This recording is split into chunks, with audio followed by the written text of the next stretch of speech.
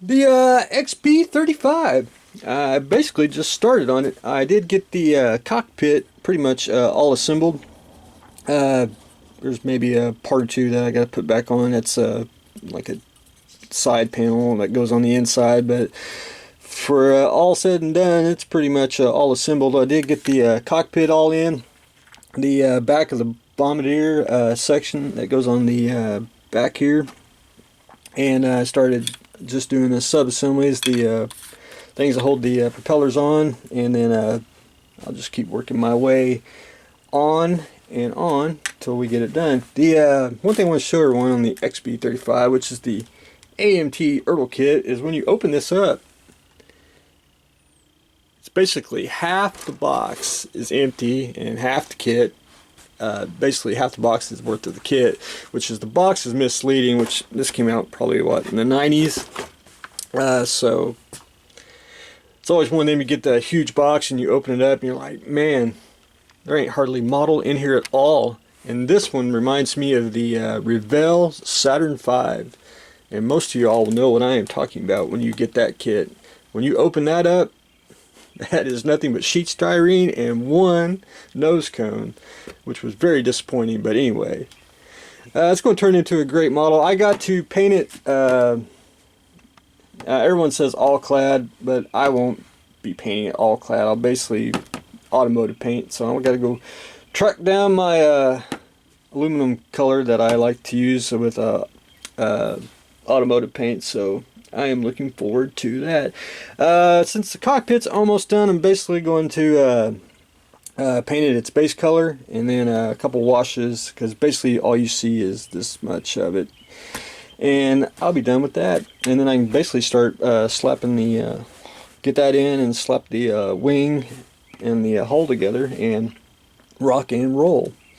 The Colonial one, almost done. I basically went back in and weathered a few areas. I basically don't want to do Colonial 1. I told everyone I wanted Colonial heavy, and whatever number I kind of come up with. All I got to do now is shoot some Future on so I can put the decals on, which I assume are very nicely done and easy to do. The engine section, these are the blast guards. When you build this kit, you basically have two options. They either open and they will go straight out, or close, or they will go closed in like that. However, if you look at the reference material, especially the Zoic ones, it shows it at a 45-degree angle, and it's a real easy fix. All you gotta do is just whack off the locator pin, and you can either trim it to where it's at a 45, or you can just glue it straight on at a 45, and there you have it when it's in flight mode. And technically the other ways are right too, if you really want to get down to it, but I wanted it like that because that's the way the pictures usually show it, and not too shabby. I did get it painted metallic gray. It actually should be a little bit of a, I want to say a lighter color like the bottom here, which is a Hellblau blue, but I want to go Colonial heavy, you know, a different version, and I got to finish weathering that with some inks. But I got to clean the old airbrush first. It's basically me changing paints on it several times, and need to give it a good cleaning, and I can go back and finish weathering it, and then shoot a coat of Future on for decals, which hopefully I'll get done in a couple days. The eaglemoss. I had to read my note here. Willard, I did get the sensor pod off the runabout, and I put the runabout back in the box, so that one is good to go, and I will put the runabout part in the parts pile once we continue on. The NX eaglemoss. So I started the 4-engine one. Alright, one thing I had to say is this is all metal. Even the pylons are metal. And instead of me trying to cut it and doling every tool I own and basically butchering it, so what I did is I just took styrene and I traced the pylons, just cut them out, and got them glued on and got the engines on.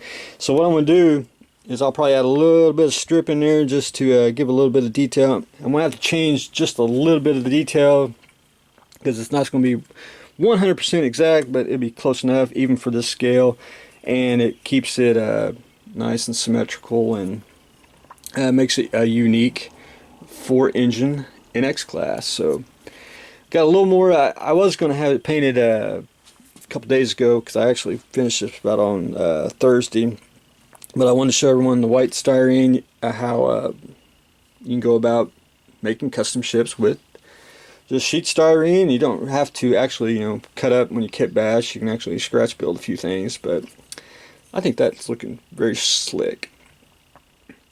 So what I'm going to do is add a little more detail and then get that painted to match the hull color, and then paint off the NX and the Enterprise logos.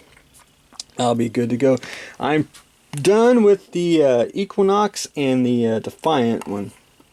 I matched the color best I could. It's depending on when the light you get it, it's almost basically a 98% match, but there you go. Got the all the markings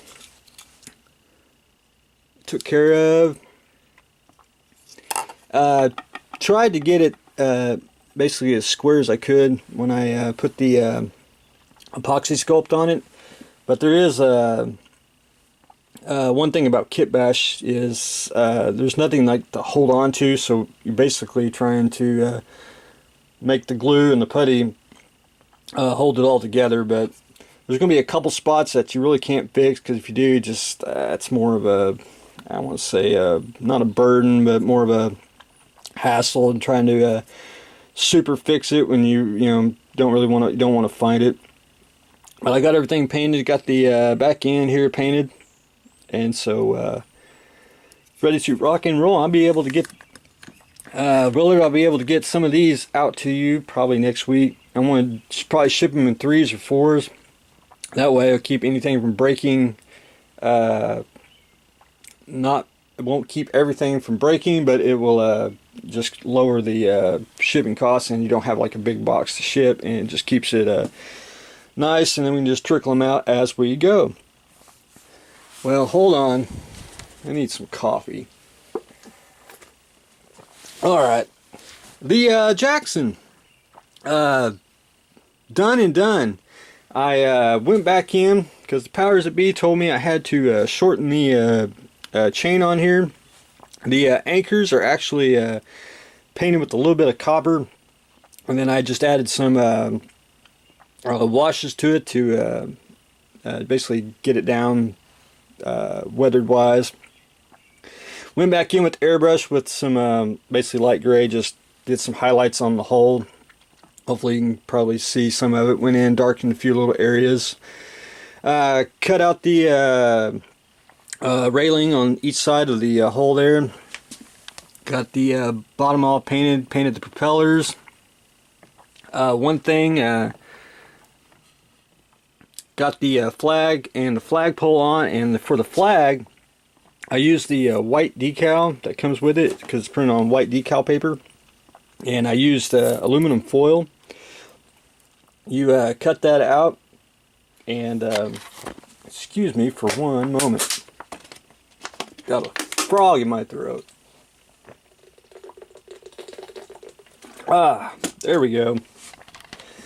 So I got the flag in, basically put it in water and put it on the aluminum foil, let that dry overnight, and then I cut out the foil and wrapped it around.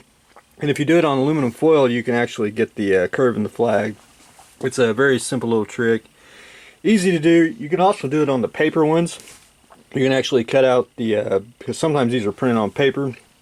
You can print these out, or excuse me, cut them out on paper and then glue them on with white glue on the aluminum foil, and put them on your flagpole in a realistic wave on there. So I went in with the airbrush and just darkened a few little areas, darkened the flag a little bit. One thing about the flag decal from Flagship here is, and I say this with any aftermarket decals, get you some decal bonder and just go ahead and spray it. And I say that with any aftermarket decals. This way it just helps, it gives another extra protection to it. and you won't scrape it or anything. So there you have it. Jackson's done. I'm going to take pictures of this and I'm going to have them off emailed tomorrow, and this will be the last time you all see this, because this is going to go make the rounds at the hobby shop and everywhere else. So very fun build. Highly recommend the kit from flagshipmodels.com. So that's what I got going on today. We finished off the CSS Jackson, working and finishing off some eaglemoss. Painting duty on the Colonial one, and we are starting the XB35, so stay tuned for the next exciting episode.